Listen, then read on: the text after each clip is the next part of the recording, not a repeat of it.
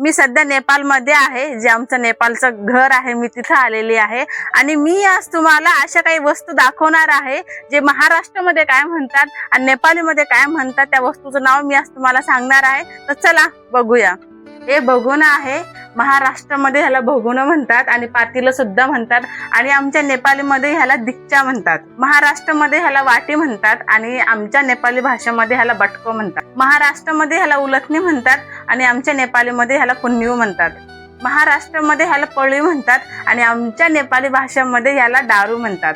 आता आपल्या इकडे ह्याला हापसी म्हणतात आणि आमच्या नेपाळमध्ये ह्याला नलका असं म्हणतात। आता ह्याला महाराष्ट्रामध्ये लाकडं असं म्हणतात आणि नेपाळीमध्ये ह्याला दावरा म्हणतात।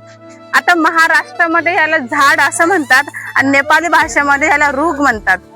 आता आपल्या महाराष्ट्रामध्ये ह्याला दगड म्हणतात आणि आमच्या नेपाळी भाषेमध्ये ह्याला ढुंगो असं म्हणतात। मी अशाच तुम्हाला खूप सारे माहिती देणार आहे नेपाळी कल्चर मधल्या। तर हे तर फक्त पार्ट 1च होतं, पार्ट 2 साठी मला नक्की फॉलो करा।